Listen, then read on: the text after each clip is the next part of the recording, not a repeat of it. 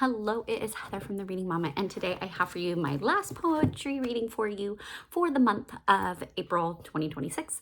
We are celebrating National Poetry Month here in America, and I always love to do something fun and poetry related with my kids. So we have a bingo here that we've been doing all month with various kinds of poetry that I've been reading. Go back and watch other videos to find the different kinds. I'm not teaching about them, I'm just reading you some examples of them. And today I'm going to read to you a longer one. This is a narrative poem, and narrative poems tell a story, so they tend to be a lot longer. And I debated trying to find a short one, but there's one that I have just, my kids and I enjoyed because of a book. If you've read The Incorrigible Children of Ashton Place, then you will be familiar with The Wreck of the Hesperus, to which the children have memorized and act out lovingly and theatrically within the story. I am not going to do that today, but I am going to read it to you. Now, I am finding this is by Henry Wadsworth Longfellow, which I share another book of him in another post, but this is Poems Every Child Should Know by Mary Ebert, and this has some phenomenal poems of all different kinds in it that I have loved with my kids. And so today I'm going to bring you The Wreck of the Hesperus. So, The Wreck of Hesperus by Henry Wadsworth Longfellow. It was the schooner Hesperus that sailed the wintry sea, and the skipper that had taken his little daughter to bear him company. Blue were her eyes as the fairy flax, her cheeks like the dawn of day, and her bosom white as the hawthorn buds that ope in the month of May.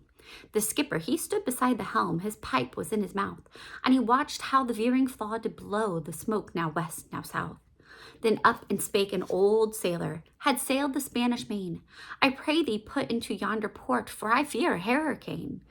Last night the moon had a golden ring, and tonight no moon we see. The skipper, he blew a whiff from his pipe, and a scornful laugh laughed he. Colder and louder blew the wind, a gale from the northeast. The snow fell hissing in the brine, and the billows frothed like yeast. Down came the storm and smote amain the vessel in its strength. She shuddered and paused like a frighted steed, then leaped her cable's length.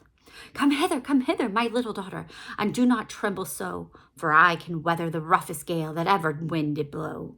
He wrapped her warm in his seaman's coat against the stinging blast. He cut a rope from a broken spar and bound her to the mast.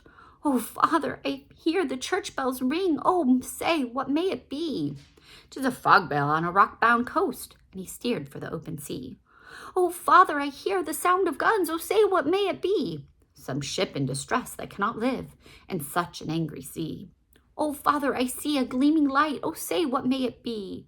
But the father answered never a word, a frozen corpse was he.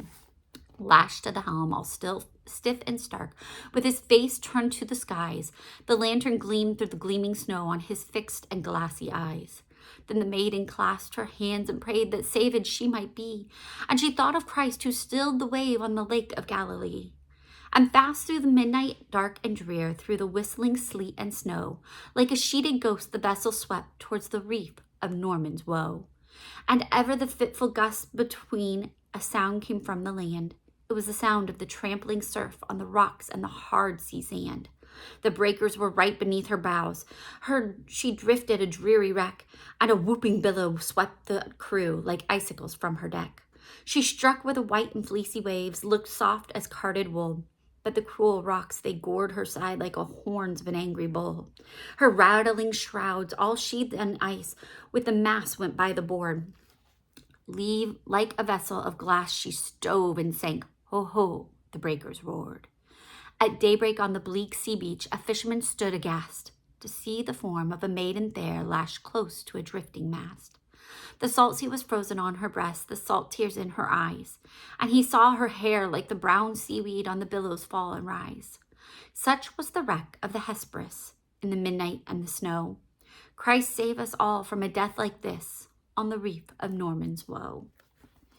So, sorry, that's a little bit of a bleak poem, but it's one that we have enjoyed reading because we found it in another literature book. So there are some really great narrative poems, and some of them are quite long, but they are phenomenal, and I implore you to check them out on your own.